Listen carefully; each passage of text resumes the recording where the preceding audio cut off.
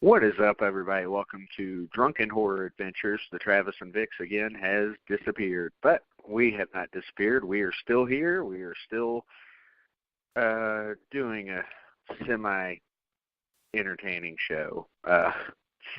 So let's travel back to 1988. I was 6 years old. Got my first baseball card. It was Bo Diaz, Donruss, 1988. Again, baseball card. He played catcher, backup catcher, as far as I know, for the Cincinnati Reds. I kept that baseball card for a while, and that's about all I remember about 1988, other than the fact that these movies that we're going to be talking about tonight came out in 1988. We're going to be breaking down our top 10 list of horror movies for 1988. As you know, we've done the pre-1970s, we've done the 1970s, we've done 1980, 1981, 1982, 1983, 1984, 1985, 1986, 1987, and now 1988 with our buddy Blake, who is here. What's up, my man? Hey, what's going on, fella, or which however many of you there are tonight? I know Vic said he's. I don't see Vic yet. So... Yeah, okay, I don't see Vic yet, but I'm sure he'll be here. We'll keep each other company till he gets here. We're going to have some listeners and some guests joining the online studio up here real soon because, you know, I shamelessly plug this appearance. So, you know, because it's a great show, you know, and plus, you know, 1988, I mean, that was a hard year to pick some of these. And, you know, I mean, it's just funny that we finally get to this year because 1988 has obviously been a really, you know, busy backtrack for me because the book is on a film from 1988. So I was like, oh, I guess we've got to go ahead and get it over with, huh? Yeah, and, you know, the interesting thing about this is that, you know, 1988, and this is my opinion, we'll get into this as the show goes along. I feel like when I looked at 1988 from top to bottom, there's a whole lot of good. Maybe not great. There's a little bit of great. But, you know, historically, I don't know that 1988 is going to be the thing that people point back to and say, the classics started here as this year. Now, that's not to say that there's not some really good ones in here, because I feel like I snubbed some really good ones from my top 10. But, yeah, when I look top to bottom at 1988, I don't think we have any what I like to call heavy hitters. Maybe a couple, but not in like some of the ones we've seen in the past. What do you think of that? Without getting into specifics, obviously. I think there are a lot of really good ones. It was really hard for me just to narrow it down to 10, to be honest, because you go through that year, I had to actually, this is the first time since I've done list shows with you guys that I've had to go back and get rid of things off my list several times and move things around, and I'm fairly certain I'm still going to get shit from you guys for what's on my list and what didn't make my list because there's so many good things. And I tried to be loyal to all the films that I liked, but whether they are considered high art horror films or lower budget, not as popular, is in the eye of the beholder, you know, because we each have favorites that we think are top notch, but other people think are terrible, and vice versa, you know. I would agree with that. I mean, we all have our favorites. We all have our things. But, you know, that's kind of why we have our public tournament that we do. I think Vic's calling us from his home or from his work number. What's up, Victor? What's up? I love it, man. Vic can just intro himself in by dying. So how you feeling, man? You feeling sick again? I mean, honestly, man, it's just the cough. Like, I don't feel bad at all. The cough's just lingering around because it's pissing me off. Yeah, mine was lingering there. Mine was lingering there for a little bit. It's gone around a bit here. There was nights over the last week or so where I thought I was going to cough up a lung. But, you know, I don't want to keep everybody in suspense too long now that Vic's here. I don't want to leave everybody hanging. So what do you say, fellas? Let's get into our top 10s of 1988. And I'll let Vic go first since he is the last to join us. There you go. Let me go first? Yeah, with your number 10. All right, hold on. That's very nice of you. All right, so my number 10, I'm going with The Blob. The Blob. You know, and, of course, it has Shawnee Smith. And what's the other fella's name, Blake? The star of the show. I know Mosley's in it, too. Yeah, Mosley's in it. Kevin. There's so many, you know. Yeah. Yeah. Kevin something. God, I can't remember offhand. The Blob, Kevin. Fucking Kevin Dillon. There we go. And, this was co-written by Frank Darabont, he of Walking Dead and The Mist fame. So a little bit of alien background there, you know what I'm saying? A little bit of supernatural background, we'll call it that. I don't know what There's a little bit of Elm from Street background, too, there. Don't forget, Darabont did the script treatment with Chuck Russell.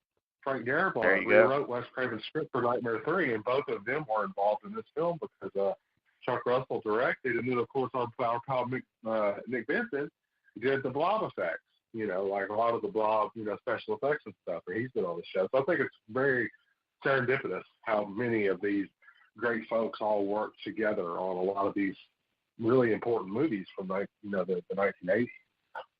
Well, I mean, let's face it. When we do these horror lists, 1980s are the most fun. The pre-1970s were tough, the 1970s were tough, but the 80s have been something else. So 1988 is no different. It's sad to think that we've only got one more year of the 80s to go, and then we're into the 90s. And then, boy, we're going to be scrapping for top 10s, I think. Maybe I'm wrong. Maybe I'm full shit. Maybe I'm underrating the 90s. But the 80s, they've been damn good to us. So, Blake, I'll let you step up with your number 10. Well, my number 10 is probably not going to make a lot of people happy, but again, it has nothing to do with the film. It has everything to do with the other films on the list. Number 10 for me, and it's based solely off the opening scene. The opening 10 minutes of this movie just blew me away. I loved it. Halloween 4, The Return of Michael Myers. I mean, it's, you got the ambulance sequence. You got them picking up, Michael Myers from sanitarium, and the guard was like, "Welcome to hell," and all this other great stuff. And then Donald Pleasence, and there's just so many great things. And it's the first appearance of George P. Wilbur as the Shade, and he was really good. There's lots to, and then Danielle Harris, of course. Let's not forget her. It's a great movie. I mean, it ages well. I think it's done really well. And then I love the sequence in the back of the truck. They all fight and people get just destroyed. They just get obliterated. So it's beautiful. I can't believe you have Halloween 4 at number 10, Blake, because I have Halloween 4 at number 10 also. I swerved you there, didn't I? Well, I figured it was either going to be it was on your list or it was you're like, I can't believe you even put it on there because I don't think people realize Halloween's on my radar. Plus, I've done conventions with George. Let me tell you something. George is a great guy, but he is not so keen on having a set of Freddy calls whipped out in front of him and then handed to him. I was like, here, put these on. I know you did Nightmare 5 stunts. I've seen you in the credits. Yeah, it's been a long time ago. Wow, these are nice. Yeah, they are. You're nice too. It's a shame to think that you could, in these movies you just obliterate people, but here you're just the nicest person ever, Dude, it's weird. I met George Wilbur at one of our first conventions ever. I think it was a Horror Hound. Either way, it was in a hotel. And I haven't seen him since that I recall, which is sad because I've probably got a couple things I still need him to sign. But, yeah, George Wilbur, I've got a mixed bag about Halloween 4, and that's why it's at number 10. Don't get me wrong, all the good things that Blake just said are absolutely true. Pleasance turns up his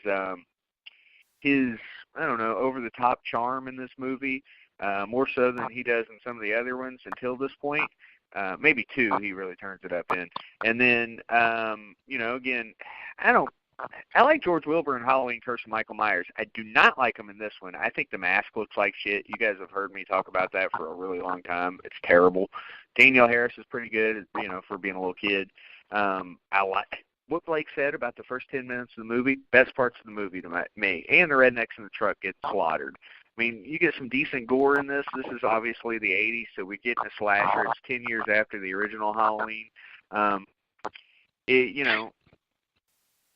Like I said, it's a mixed bag. On the one hand, I'm happy they continued on with Michael Myers. On the other, I kind of wanted to see what they would do with a different Halloween each year, like Halloween 3, like a different story each year.